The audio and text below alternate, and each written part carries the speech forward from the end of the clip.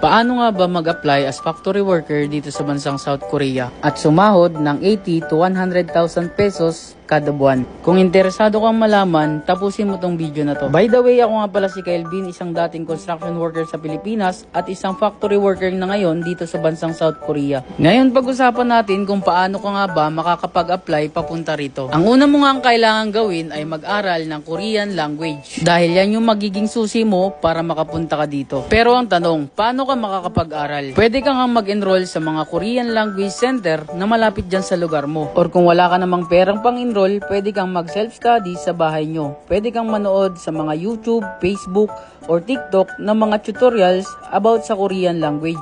Pangalawa, registration for EPS TOPIK exam. Paano mo malalaman na magkakaroon na ng registration? Pwede mong i-follow ang DMW official dahil sila lang ang naglalabas ng link for registration. Kung gusto mong laging updated, pwede kang sumali sa mga Facebook group na may kinalaman papunta dito sa Korea. Pangatlo, pass the EPS TOPIK exam. Once na nakapag-registered ka na nga para sa exam, i-schedule ka ng DMW kung kailan yung exam day mo. At kailangan maipasa mo yung EPS TOPIK exam. Ganito nga pala yung pwede mong ma-encounter. Mayroong fill in the blanks, may long paragraph, mayroong graph chart, at mayroon ding listening. Di bali nga, 20 yung reading at 20 din yung listening. At ang score na kailangan mong makuha ay 22 over 40. Kapag tinines mo sa 5 ay magiging 110 over 200. Pang-apat, skill test. Once na naipasa mo na ang EPS TOPIK exam, magpuproceed ka naman for skill test. Kasama na nga dito yung interview at self-introduction at pati na rin ang strength.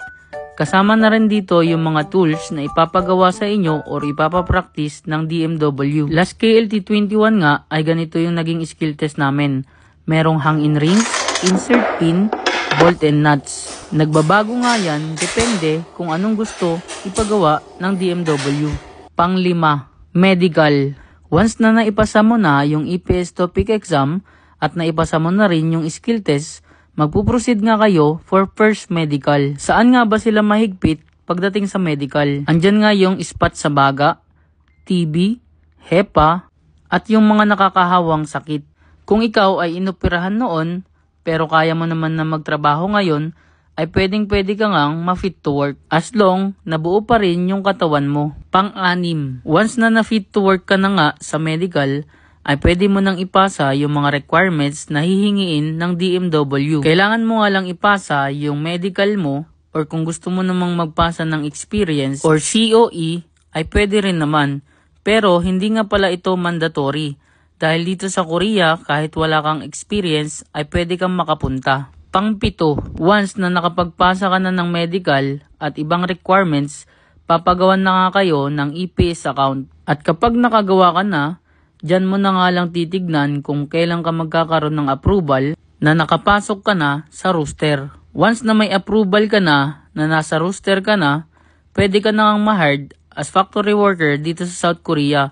Hihintayin mo na nga lang kung kailan ka magkakaroon ng employer. Tandaan na hindi mo nga alam kung kailan ka magkakaroon ng employer. Ang kailangan mo lang gawin ay maghintay, magdasal, at magtiwala na magkakaroon ka kaagad. Isang paalala, ang pag-a-apply dito as factory worker sa Korea ay tanging DMW, Department of Migrant Worker, ang bukod tanging pwedeng magpaalis sa'yo as factory worker dito sa South Korea. Kaya kung may agency man na maghikayat sa'yo, at maningil ng placement fee, kabahan ka na. Dahil dito nga sa Korea ay walang placement fee bago ka makapunta. Kaya ano pang hinihintay mo? Mag-aral ka na ng Korean language para makapunta ka dito. At kung pwede, huwag mo rin akong kalimutang i-follow.